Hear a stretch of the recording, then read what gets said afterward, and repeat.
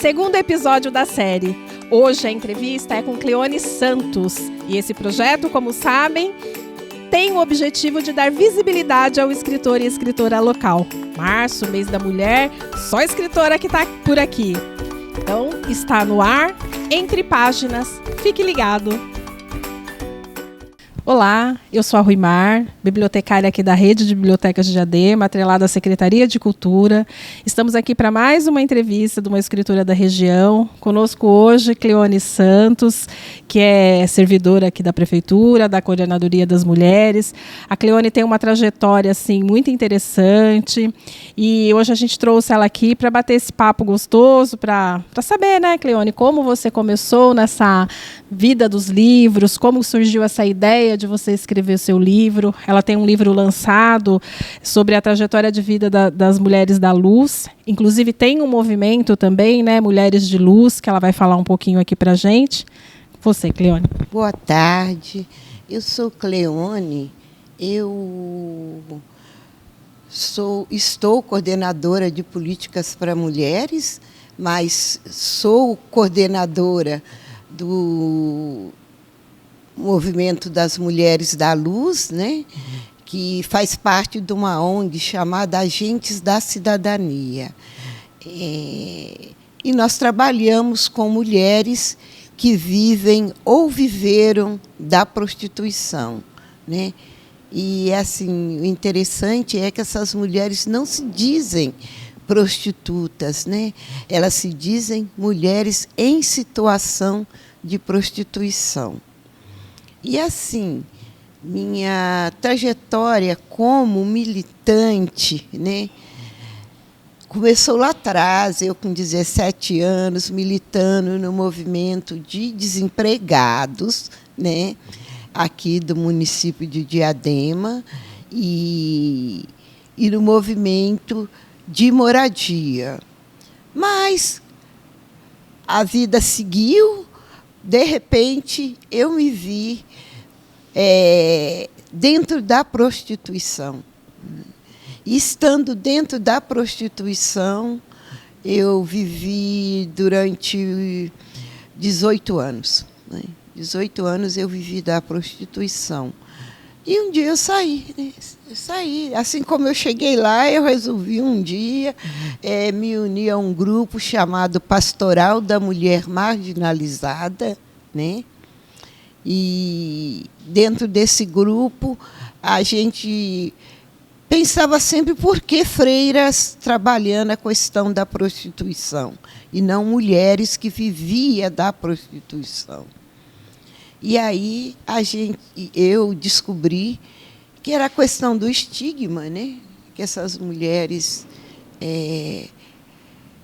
se sentiam, né, estigmatizadas e se auto-estigmatizavam.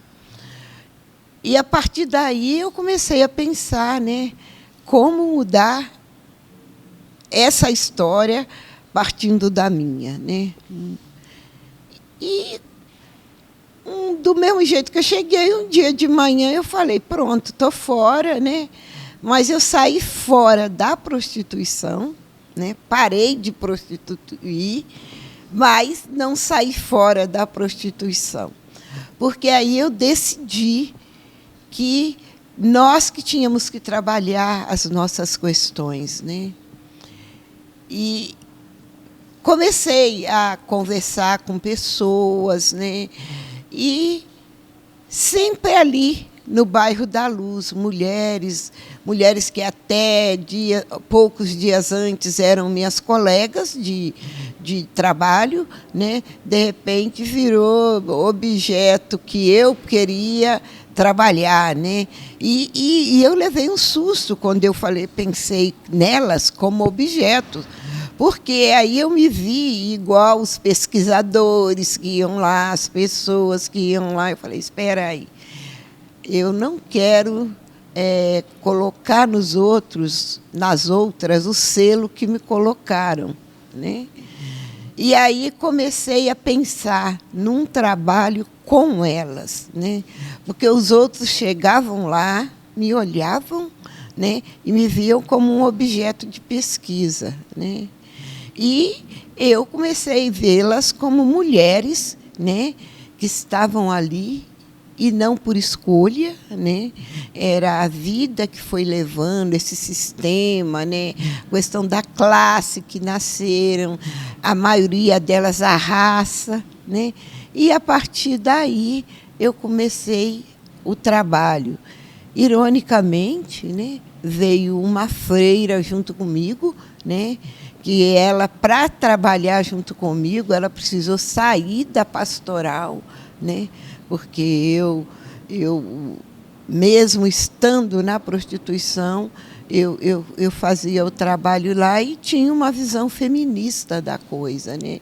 E o pessoal da pastoral, exceto uma pessoa, não aceitava essa visão feminista, né, que a gente tinha das coisas. E aí a irmã Regina veio comigo, né? E nós fomos tocando, né? Nossa história começou a gente sentada no banco da praça, a gente começando a alfabetizar as mulheres no banco da praça, que o que eu pensava que eram meia dúzia, né? De repente a maioria das mulheres que estavam lá, além de pretas, periféricas, ainda eram analfabetas. E aí a irmã Regina, professora, né, ela começou a alfabetizar e eu ajudando, e a gente começou o nosso trabalho nas Mulheres da Luz, com as Mulheres da Luz, sabe?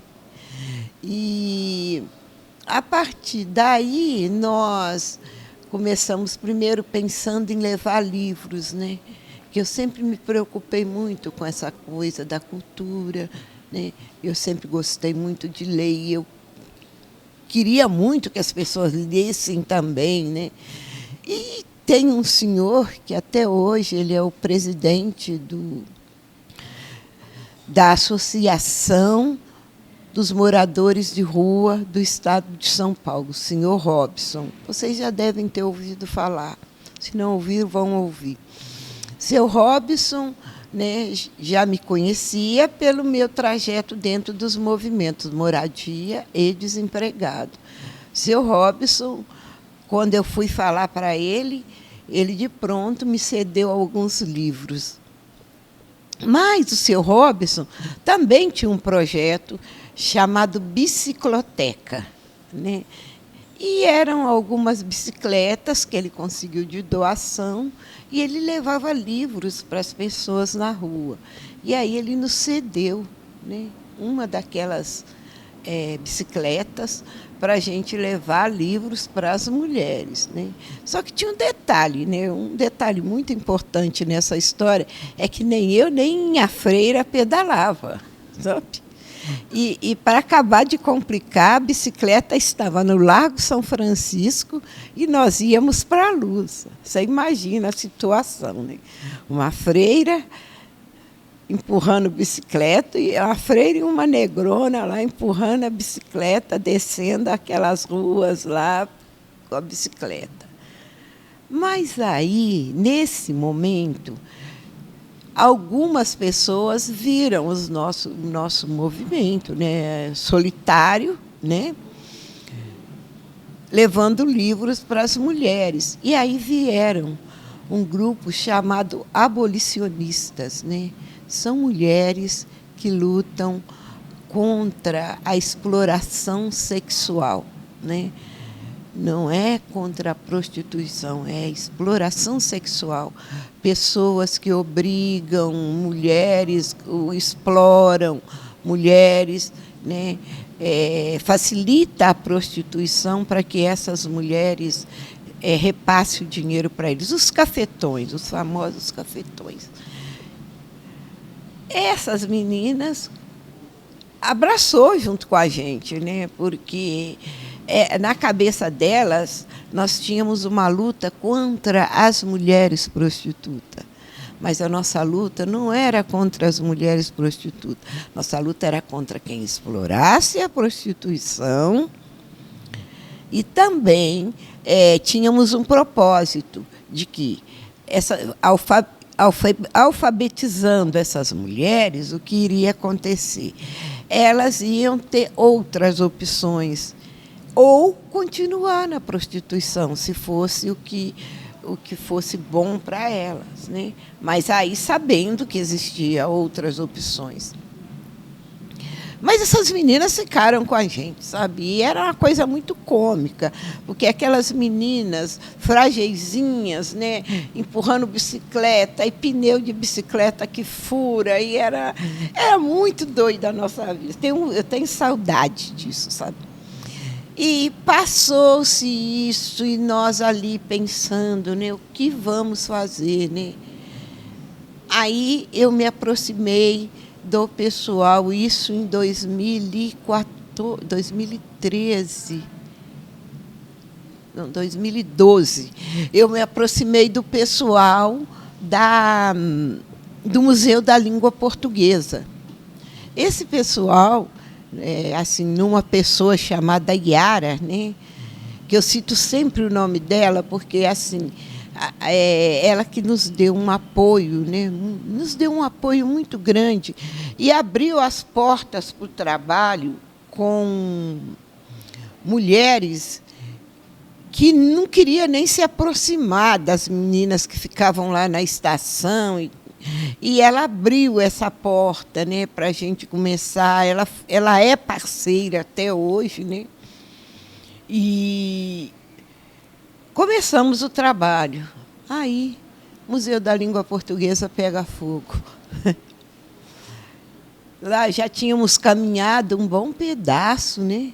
E já, por exemplo, já tínhamos algumas coisas, né? Assim, algumas coisas que eu digo, uma mesa, uma cadeira, sabe? A garrafa de café, né? E pegou fogo com tudo nosso lá dentro, aí nós totalmente sem nada. Aí começamos a aproximar, né, do espaço que as mulheres sempre esteve, né, da administração daquele espaço, que era a administração do Parque da Luz. O pessoal do Parque da Luz não queria nós lá, porque a gente fazia todo o trabalho no banco da praça e era proibido, e a gente ali indo pelas beiradas e fazendo. Chegou um administrador lá e confiou na gente, né? E aí cedeu o espaço, né? Cedeu o espaço para a gente fazer uma roda de conversa, isso uma vez por mês. Só que nós, sempre ocupando os espaços que nós fizemos. Essa uma vez por mês virou toda semana.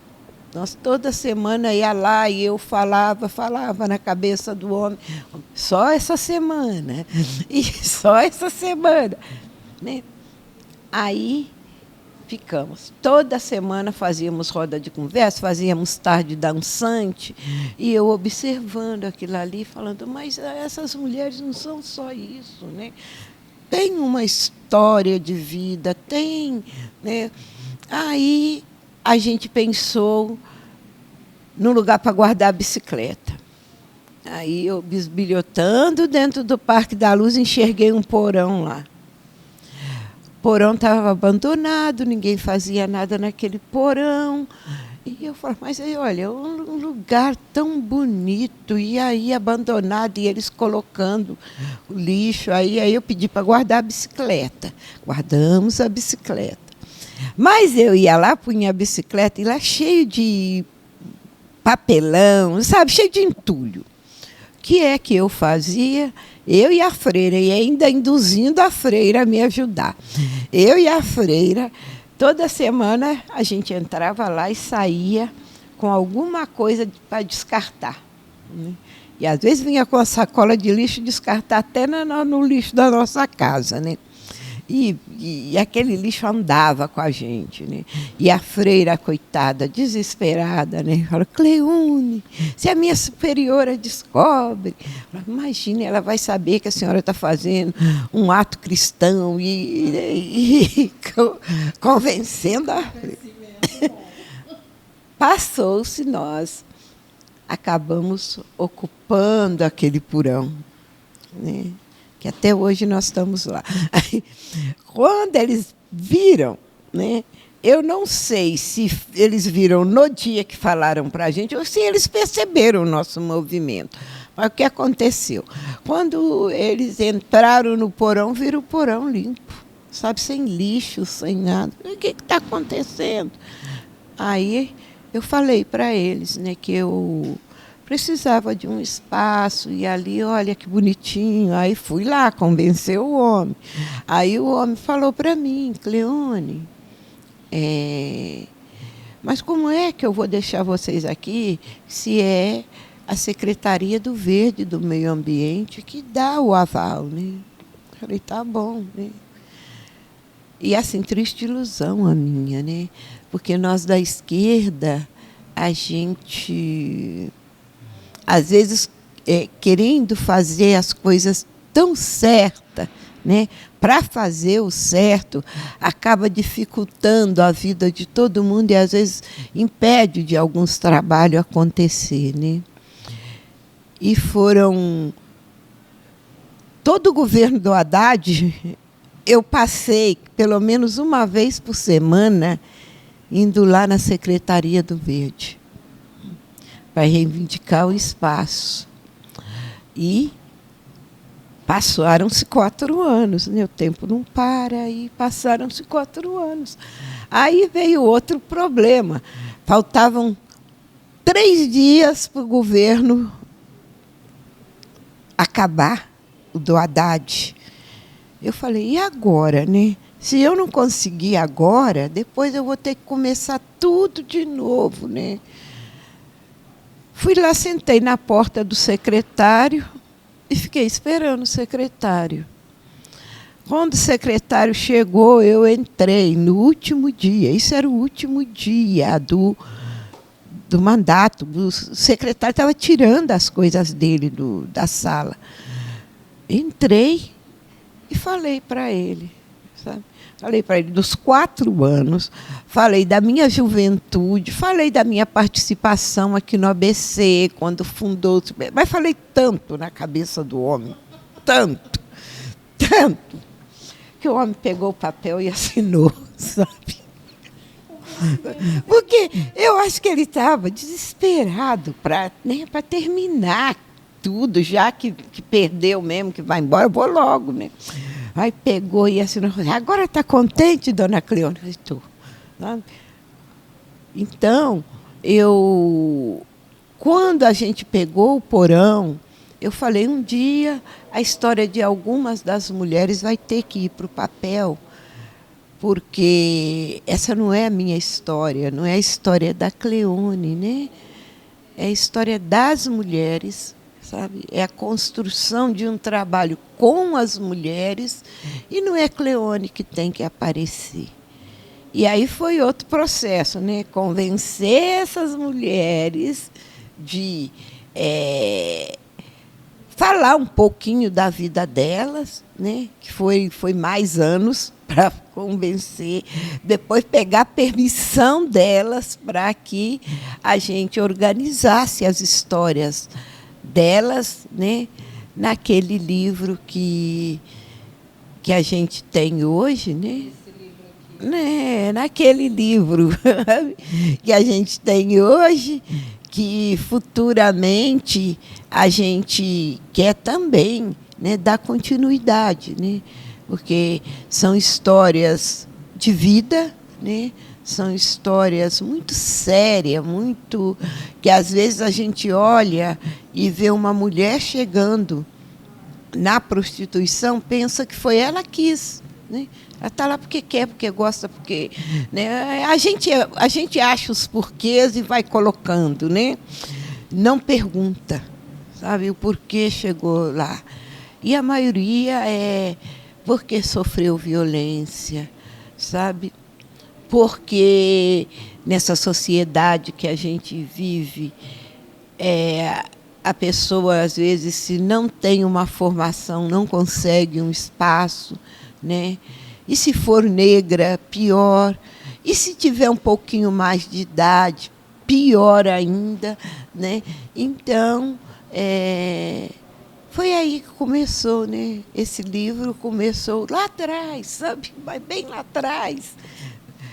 que eu nunca imaginava que eu ia querer estar organizando esse livro, escrevendo ali, né? Eu nunca imaginei, né? Até porque teve um momento na minha vida que eu abominava, né? Quando falava mulher prostituindo, eu via como, né? Como nada, né? Acabei indo para lá. Depois de eu parar lá, eu aprendi com muita gente, né? Aprendi com uma mulher maravilhosa chamada Monique Laroche, né? Que hoje ela tem 90 e tantos anos, mas eu não passo uma semana, hoje ela mora no Canadá, mas eu não passo uma semana sem falar com ela, porque ela é uma das pessoas mais importantes que eu tenho na minha vida e uma gratidão imensa que eu tenho por ela, porque eu dei trabalho para ela, sabe? E muito, não foi pouco, sabe? Então, eu acho que esse livro nasceu nesse momento, né, que eu estava lá na rua, que eu ia vendo, eu ia sentindo. Ai, que lindo, Cleone. Quer dizer, é uma história sofrida, mas o seu relato foi emocionante. E esse segundo livro seu, então, é uma continuação desse processo do primeiro, né? Bem, o segundo livro, porque o primeiro só fala das desgraceiras, né? E ninguém vê que tem assim um lado cômico na história. As mulheres têm uma forma de contar, né? Porque nós mulheres, às vezes, a gente romantiza o que é impossível de romantizar, a gente romantiza, né? E faz daquilo um motivo, vira piada, vira tudo, né? Mas se a gente for observar bem, é motivo de muito choro. E aí a gente resolveu também escrever crônicas, né? E pegar as histórias que elas vão e contam para a gente, que são histórias que nem sempre é verdade, as lendas sobre pessoas que existiram realmente, né? Mas que virou uma lenda, né? Pelo fato de ser violento demais, pessoas da polícia, pessoas, sabe? Então, aí a gente resolveu, né? Porque uma vem e conta, cada uma conta de uma forma e conta dando risada, né? E aí a gente fica imaginando, né? Olha, é até uma forma da pessoa tirar aquele peso, aquele ranço, né, todo da história, aí conta de uma forma, aí eu pensei, não, agora eu vou escrever sobre isso, sabe?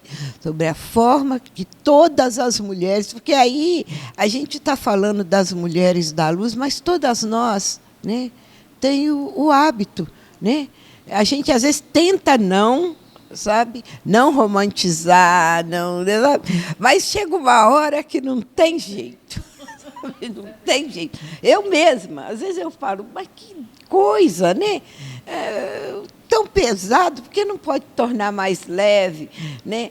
E acabo, né, fazendo da coisa mais tranquila, aí a gente suaviza. E foi a partir daí, até para mostrar que essas mulheres não é esse ranço todo, né, que se coloca, não é só violência, né, porque as pessoas colocam as mulheres como mulheres que estão lá na rua, como mulheres violentas, mulheres que corta, mata, envenena, aí faz diabo, né? E, na verdade, não é nada disso. São mulheres extremamente frágeis, né? E, às vezes, mostram a cara, mas, a verdade é outra. E as pessoas que não sabem, né? E até começa a ver como se não fosse ser humano, né? E não enxerga essas mulheres do jeito que são, mães, avós, irmãs, tias, primas e tudo mais, né? E às vezes, para se falar isso, é preciso a gente ter passado por lá, sabe? Para a gente entender, né? E eu falo, olha, eu passei por lá e foi muito bom para mim, sabe? Não, naquele momento foi horrível, mas hoje eu falo, foi muito bom, que eu passei a enxergar o ser humano como ser humano, sabe?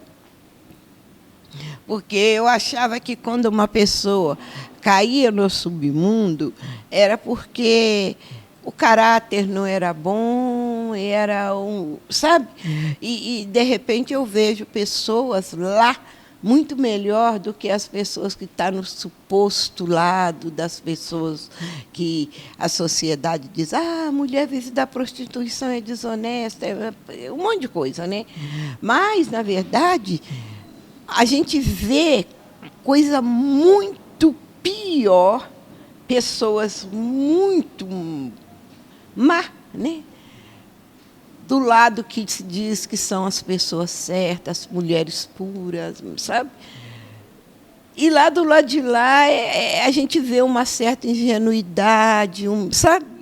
É muito louco a coisa, né?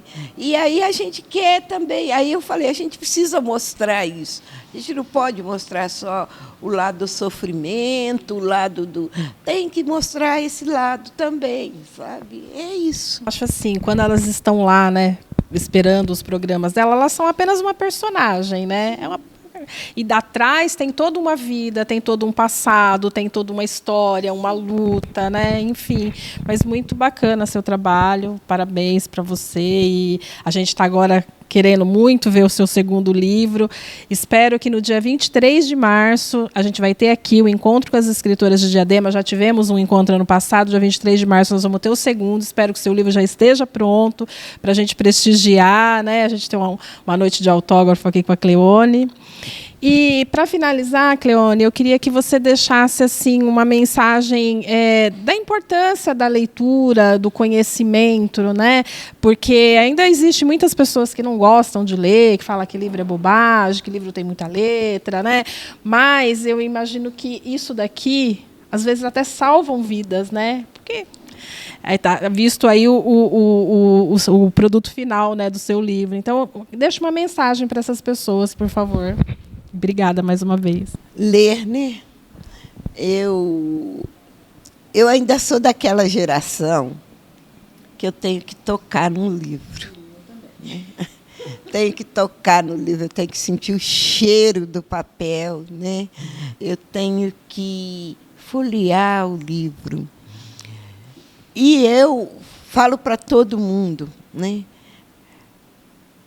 Pegar um celular ou sentar na frente de um computador para ler alguma coisa não é tão interessante. Interessante é a gente ir passando página por página, entrando na história, vivendo aquela história e aprendendo com aquela história. Eu acho que isso aí é tudo. Quando a gente pega um livro, que a gente começa a viajar dentro de uma história, às vezes a gente muda a vida da gente quase que 100%. Haja visto, né? Eu, lá atrás, eu dentro da prostituição, eu estava num momento que eu não acreditava em nada, que eu só pensava que eu precisava levar vantagem e ganhar dinheiro. Era um negócio maluco, sabe? Eu desconstruí tudo que eu tinha construído na minha vida, sabe? E foquei só naquilo. E um dia eu fui pedir 5 cruzeiros, ainda era cruzeiro, para um amigo meu. E meu amigo olhou para mim e falou assim: Cleone, eu vou te dar esse livro e você lê esse livro. Quando você terminar de ler e você ainda estiver achando que você precisa dos 5 cruzeiros, você vem aqui que eu vou te dar o que você quiser. Foi bem assim que ele falou. Pelo resto da minha vida, que aí eu vou ver que não tem jeito. Tá? Aí eu peguei o livro, né, e li Sempre que eu falo nisso, eu me emociono, porque eu convivo com ele até hoje, sabe? Eu falo, safado, você me pegou. E eu fui ali sentada num banco da Praça da Sé, sabe? Peguei o livro, devorei. Mas eu não entendi muito bem. Eu falei, mas por que o João me deu esse livro para me ler? Peguei novamente, comecei de novo. Olha, foram 3 dias. Eu relendo, né? Lendo e relendo o livro, sabe?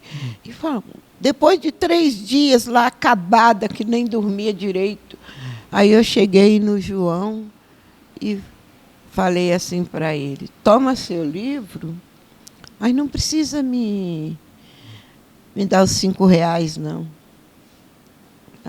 E a partir daquele dia, eu comecei a ajudar ele a trabalhar, sabe?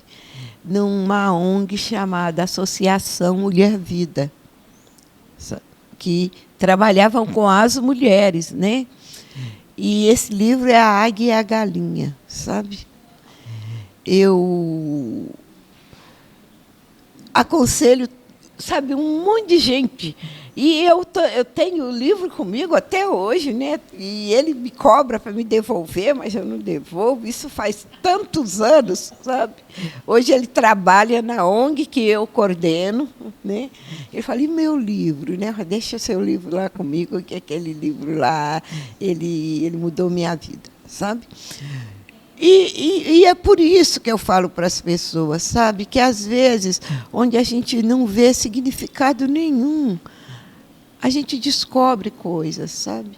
E, olha, eu aconselho a todo mundo ler A Águia e a Galinha, sabe? Que a gente descobre que, às vezes, a gente está rastejando, sabe? E a gente descobre que sabe voar, sabe? Se eu tenho que dar presente para alguém, eu dou livro, sabe?